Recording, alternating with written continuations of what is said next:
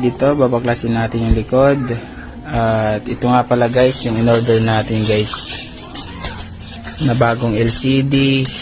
Tapos bumili na rin tayo ng mga accessories tulad nitong tempered glass or screen protector at saka pandikit.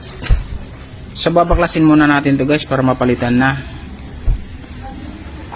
A few moments later.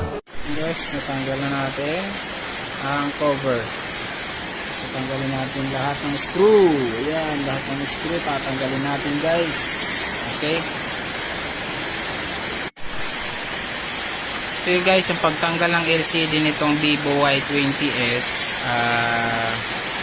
Yan guys susungkitin nyo lang yun ng bandang gilid na to. Ayan, yan yung kabitan ng LCD. Ayan yan. Para umangat yung LCD at matanggal natin. So tatanggalin muna natin, okay? A few moments later. Yun guys, nabuksan na nga natin guys. Ayan, natanggal na natin yung pinaka-back cover nya. Ito yun guys Pag binubuksan to guys, dinadahan-dahan lang kasi may flex na maliit. Yan yung flex ng power. Ayan. Power button at saka sensor yan ng fingerprint scanner. Ito. Okay.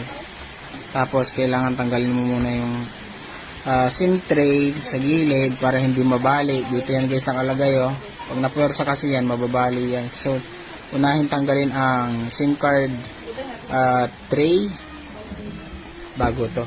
Okay? Yun guys, natanggal na natin yung battery. Guys, battery at camera cover. Camera at saka board cover guys. Ayan. Medyo ingatan lang natin to guys. Minsan, kasi yung camera nagmo-moist. Kaya nadadahilan na lumalabo yung camera. Kung natin hahawakan yan.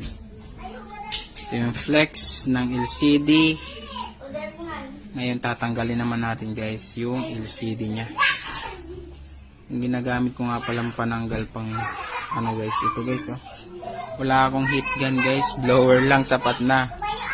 Blower mainit naman siya guys. So yun, natanggal natin. So tatanggalin natin ngayon ang LCD. A few moments later.